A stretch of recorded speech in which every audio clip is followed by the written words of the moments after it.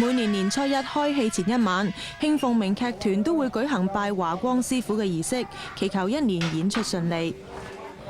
傳統上，年初一開戲對劇團嚟講都好重要。以前咧前輩咧喺正月一定係希望做戲嘅，如果正月唔做戲，咩叫做坐年啊？即係變咗叫做坐年喎，咁啊梗係逢年初一啊，咁啊大家好熱鬧鬧，班好多班開啊咁。我要你轉眼笑啊！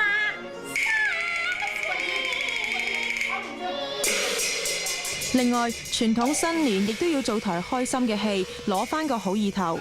但係開心嘅戲裡面啲好笑嘅橋段，觀眾睇過就唔好笑。所以每年慶鳳鳴劇團都會揾新嘅賀年劇劇本，而且仲要喺演出之前做幾次總彩排。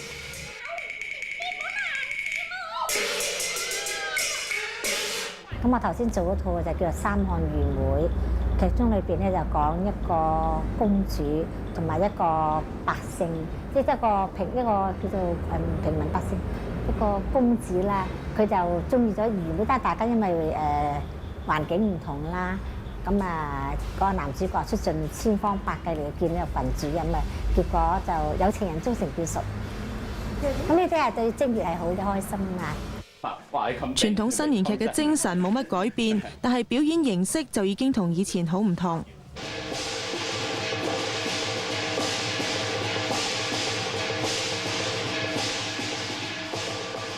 咁為咗吸引年輕嘅觀眾，劇團無論喺服裝同道具上都要做得更華麗同埋更具有真實感。好似呢場六國大封相係傳統初一必上嘅劇目，目的亦都係向觀眾展示劇團嘅人馬同埋實力。要講究包裝，而家嘅服裝就比舊時精彩得多。負責服裝嘅人員預先要將大量嘅服裝燙定，按出場嘅次序排好。但係演出嘅時候換衫次數頻密，工作人員依然好忙。睇住，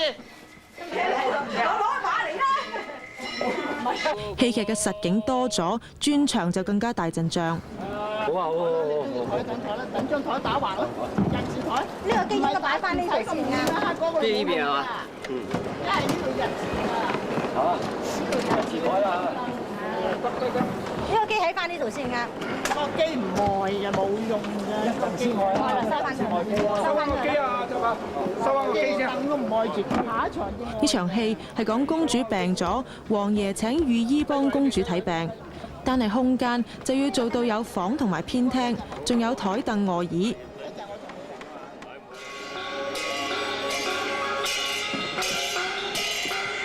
君主不久，會命喪陰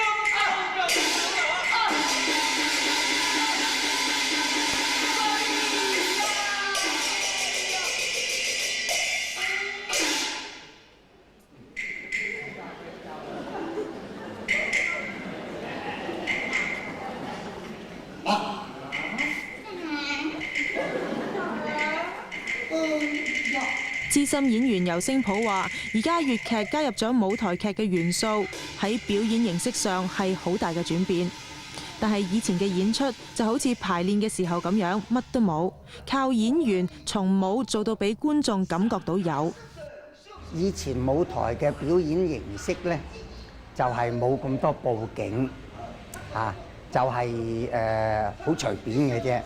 咁所謂一台兩椅啊咁樣，咁完全呢就係靠抽象嘅咁嘅演出法嘅。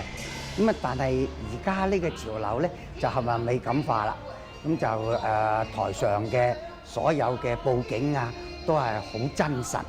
但係如果講話演出法嘅呢，就以前嘅比較係難演啲。你由冇做到有，即如我騎隻馬上嚟咁啦嚇，咁樣拎支鞭仔啫，咁就當隻馬啦，係嘛？千軍萬馬得4個人，4個兵就叫千軍萬馬。除咗實景多咗，而家粵劇用嘅音樂亦都比以前龐大，同埋用多咗西方樂器嘅部分。對於咁樣嘅轉變，大家有不同嘅意見。佈景方面，我哋行內人同自己行內人都有意見唔同，有啲就話：我哋要活啲，點解要俾個佈景限死呢？咁啊，但係有啲就話你太抽象，我都唔知你做緊係乜嘢。不過林錦堂覺得而家嘅觀眾要求高咗，對表演形式亦都有更大嘅期望。而家嘅觀眾要求唔同啦，嗱，文化水準高咗，佢要睇你嘅，要睇埋你內涵，你個包裝，仲有啲帶埋個望遠鏡嚟睇你，真係喊花咗，眼淚啲咁多，佢都知真係。但係我哋呢行咧就有句好慘嘅，你將佢改革太多咧，佢哋又唔接受，所以成日你要改唔係唔改，係好慢咁改嘅。